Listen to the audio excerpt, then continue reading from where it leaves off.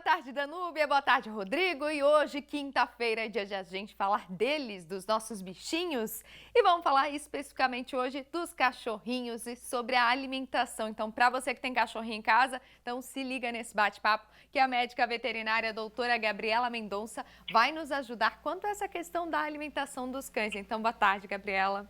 Boa tarde, Fran, tudo bem? Tudo certo. Gabi, a gente tem muito... Posso te chamar de Gabi? Não tem problema? Pode, claro. Gabi, a gente tem muito essa questão de, por exemplo, às vezes tá fazendo um churrasco em casa, aí sobra uma carne, sobra um alimento e a gente quer dar para o cãozinho. Tem algum problema dar comida caseira ou o ideal é só ração? Então, Fran, é importante a gente lembrar que alguns temperos, né, carnes muito temperadas, ossos cozidos, então não é legal a gente oferecer aos pets, que pode dar algumas gastroenterites, pode dar algum acidente aí. Então é bem bacana a gente não oferecer, né, esses alimentos já preparados para nós, para os pets. Tem alguns alimentos naturais sim que a gente pode oferecer, mas esses não são os mais bacanas. Uhum. E até como recomendação para quem está nos assistindo, tem algum tipo de alimento que a pessoa tem em casa que não pode oferecer de jeito nenhum, que pode realmente causar algum problema para o bichinho? Sim, é bem importante a gente lembrar do chocolate, né? Que alguns períodos aí do ano dá bastante acidente, a gente tem que cuidar. Frutas como carambola, uva, a gente também não pode oferecer. E temperos como cebola e grande quantidade de alho também pode dar algum acidente aí, alguma intoxicação para os cães. Uhum. Doutor, uma outra questão, a gente falou ali de comida caseira, né? Tem também aquelas recomendadas por especialistas, né? Comida caseira, comida natural, essa daí não tem problema. Não, não tem problema. A alimentação natural, que é como a gente fala, desse tipo de alimentação está bem alta, porém ela precisa ser prescrita por um profissional médico veterinário, né? O médico veterinário vai atender o animal, ver alguma particularidade que ele possui, qual a suplementação que a gente precisa entrar, qual a porção, etc. Mas precisa ser formulada por um médico veterinário. Uhum.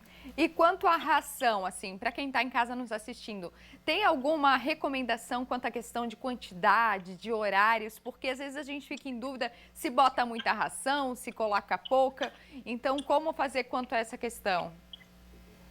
Então, as rações industrializadas, comercializadas em pet shop, todas elas têm a recomendação diária, né, no pacote descrito quantas gramas a gente precisa dar por dia para o pet, né?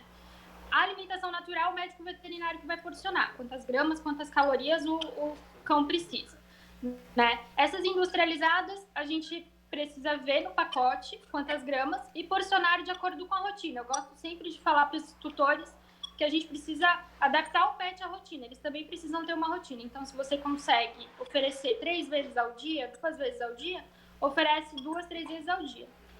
É legal lembrar que tem pets mais sensíveis, que não conseguem ficar muito tempo em jejum, por exemplo, que já vomitam. Então, é legal a gente oferecer menor quantidade e mais porções para esses pets.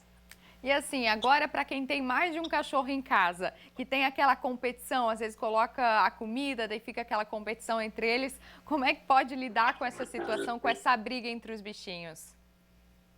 Então, nessas situações, a gente sempre tem que ver que tem um pet que vai ser mais gordinho, que vai ser mais afobado, que vai querer, então, a raçãozinha do irmão. Então, é legal a gente ou separar, né? O tutor ficar sempre ali. Não é legal a gente dar em livre demanda. É legal a gente porcionar a quantidade ideal e ficar ali. Porque senão a gente sempre vai ter um cão, né, comendo maior quantidade do que deveria e um cão comendo menor quantidade do que deveria. Uhum. Então, é sempre legal a gente observar e estar junto ali com o pet. Para encerrar o nosso bate-papo, tem como saber se o bichinho ou está comendo muito ou está comendo pouco? Como saber se ele está no peso ideal? Então, para saber realmente se ele está no peso ideal, ele não está abaixo ou obeso ou acima do peso, é trazendo ao médico veterinário, né? Ele vai pesar, ele vai ver o score corporal, ele vai te orientar certinho. Mas uma dica é, olha o pet de cima, ele precisa estar com uma leve cinturinha. Ele não pode estar nem aparecendo as costelinhas, nem com aquela cinturinha redondinha, nem com muita gordurinha ali. Então, mas se você tem dúvida, traz ao médico veterinário que ele te orienta certinho. Tá certo, então. Obrigada, doutora, pela tua participação. Obrigada a você.